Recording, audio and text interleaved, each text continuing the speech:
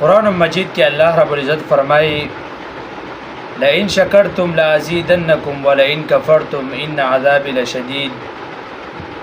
الله رب العزت فرمایي لئن شکرتم کچرته تا د دې نعمتونو شکریا ادا کړه لازیدنکم الله فرمایي خامخا دغه نعمت که هر شي نعمتي په خوراک تعالی الله رب العزت درکې په دا خوراک باندې ته الله رب العزت شکریا ادا کړي.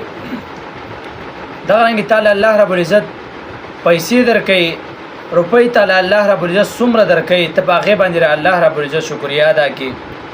الله رب العزت تعالی څومره علم درکې په هغه علم باندې ته شکریا د الله رب العزت ادا کړي. دا رنګ سولم بری په هغه باندې د الله رب العزت شکریا ادا کړي.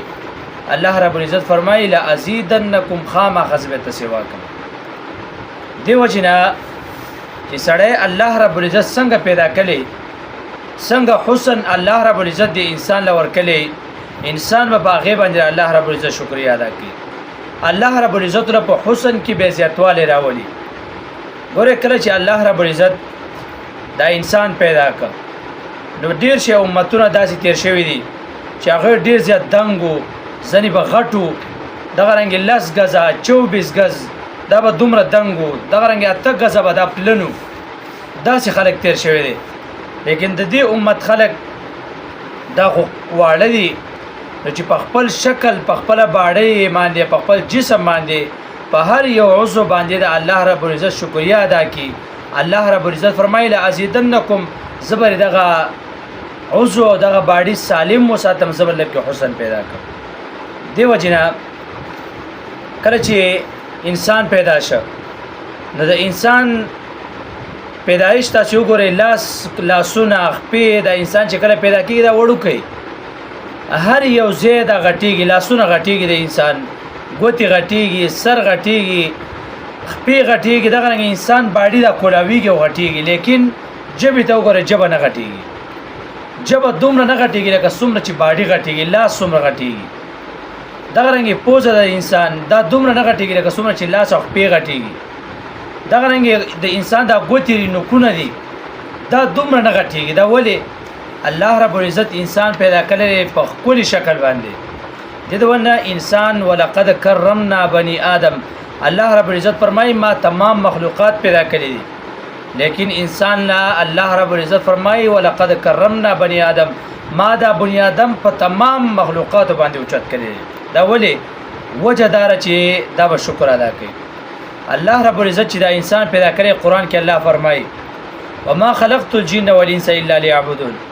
ما انسانانو پیران نه دي پیدا کړی الا ليعبدون د دې لپاره چې دا انسان ما او پیژني. نو انسان چې کله الله رب العزت او پیژني نو په دې کې به د شکریا ماده خامخا راځي. بغیر د شکر نه انسان الله رب العزت نشي پیژندلی. البته الله رب العزت پیژني. تاسو په دنیا کې وګورئ ډېر خلک داسې چې غریبي په کله راشي نو الله رب العزت ته متوجي شي. بیماری په کله راشي نو الله ته متوجي شي. سختی په کله راشي حکومت ظالم بادشاہان پر راشي نو دوی الله رب العزت ته متوجي شي. چې کله دیو پر راحت کی دیو الله ته نه متوجي کی او چې کله په سخت راشي دیو ته الله رب العزت راځي چې ګورز مونږ یو الله مشته نو شکر دی ادا کی. حضرت یوسف علیه السلام ورونو کوی ته روح ورځاو نو یوسف علیه السلام په خپل غرزیدو باندې دا راځو کوی ته روح ورځاو ا دې الله رب العزت نشکوا ګیلا دته ونکله چې یا الله زغه د پیغمبر زویما په خپل باندې دومره ولی ما دغه رنګ خوبونه مې لیدلې دي یا الله زو کوی ته ورځو خیر او توکینا وی غرزاو په خپل کوی کې الله ته سجده ولګوله هغه باندې راځو نو الله رب العزت هغه یوسف علیه السلام د هغه کوینه او چت کولاړ د مصر بادشاہ شو. د قرنګي سچ تا د مقرر هغه به خامخه کی سچ الله لیکلی دی هغه خامخه کی. لیکن کو ته شکریا ادا کی الله رب العزت په تاسان کی. دغه وجنا په خپل شکل باندې دا رنګ په خپل د باډۍ باندې دا الله رب العزت شکریا ادا کول پکار دی. شکریا د باډۍ دارا چې تعالی الله رب العزت څنګه شکل درکړي دی انسان د بارا چې دا سړی د مخ دغه دارا چې دا په خپل مخ باندې ګیره پرې دي سر د شکریا دار چې په سر باندې په ټوپۍ ګيري د جسم شکریا دا چې کپڑے باندې منځ بکې او 10 پکې دا د هر شي خپل شکریا